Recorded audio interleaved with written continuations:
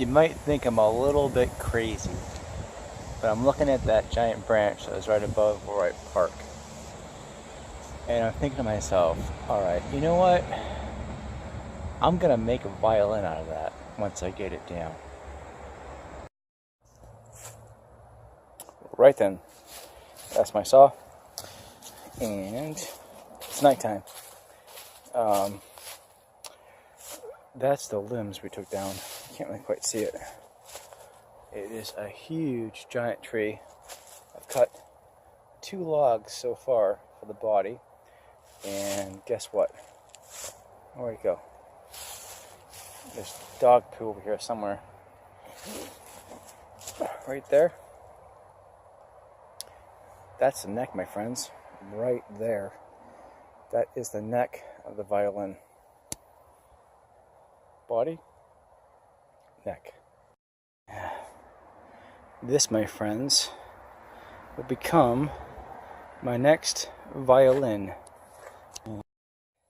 Okay, so I got the log inside, and what I did was, obviously because the log was too small, I couldn't quarter saw it from the center, which is right here.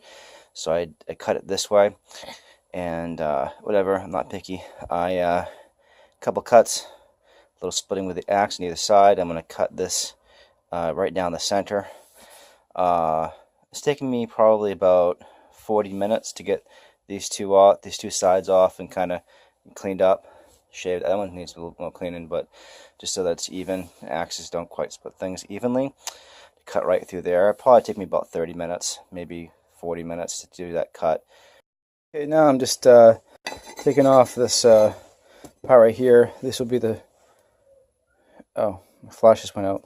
I'm going to put the two sides together. I'm just trying to clean it up a bit, make it flat, and you know, put them together. So, yeah, that's it. Cool. And so far, so good. Playing down the two sides. Got my Uncle Bill's old wood planer, and you know, last night I was talking to my family on Facebook, and got some pictures of my Uncle Bill. And whenever I use this, I kind of think of him, you know, and I know where he's at, and he's passed on. But it's kind of, you know, it's fun because you get to, you know, use what he used, and it's kind of like you're kind of doing it together a bit, you know. So.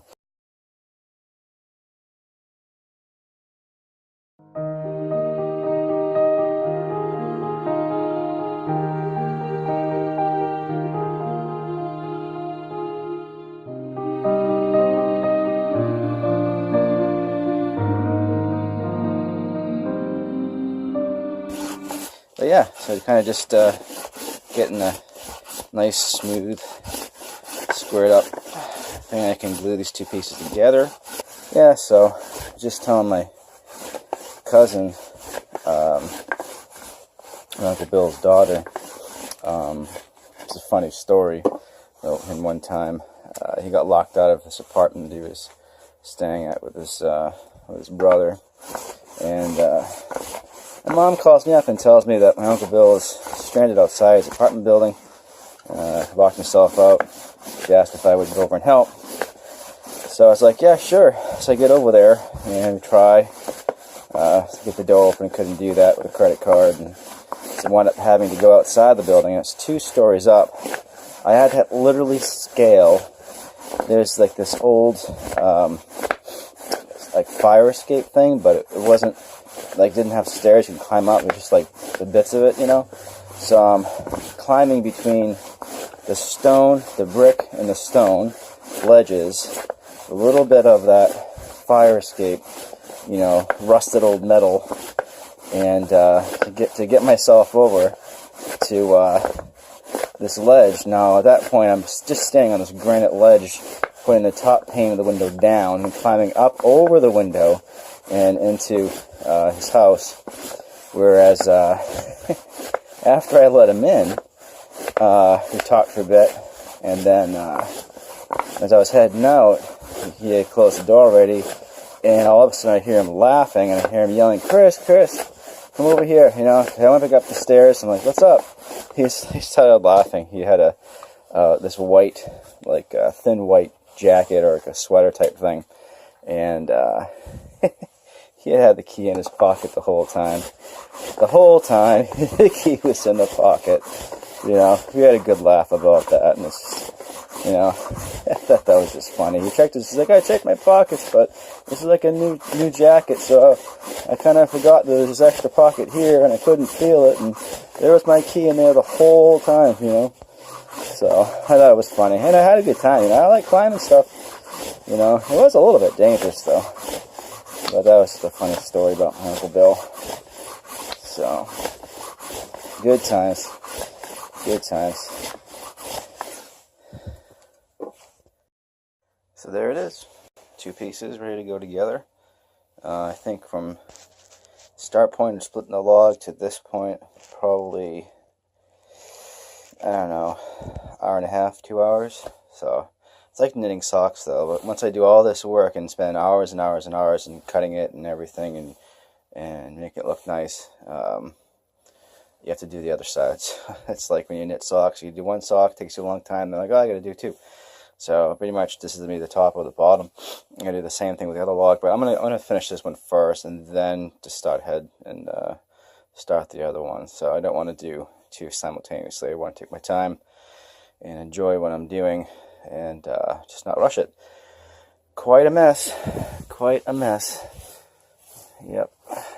Thankfully my wife is very cool about this. I do not have a workshop. I wish I did, but I don't. So I have to make a mess in the house a little bit. She says to put stuff down underneath it, but I always forget. Anyway, thanks Uncle Bill. I'll be using you again a little bit. Nice fit right there. A little bit of space up there, but that'll be fine. I don't think I'll be going that far up with it. And just hope this thing is going to be not split internally when I split it. Couple of, yeah, it's green, you know. It's not like you know, dried up wood or whatever. It's been hanging up in the tree for about 6 months, I think, 5 months. So the drier than normal. It's gonna crack. I know it. I know it's gonna crack, but that's okay because I have a plan for that. Usually you don't want to use green wood, but I'm gonna use it because I don't want to wait a year. And secondly, I had a cool idea of how I'm gonna, you know, when it does crack, where it cracks, I'm gonna fill it in a certain way so it makes it part of like a part of the violin, you know. So anyway, I'm not selling it. It's just for me to have fun with. I'm having fun already. So I'm gonna glue this, clamp it, and then patiently wait for it to dry a few hours. Then I'll start messing with cutting up the shape of it and stuff like that. So stick around.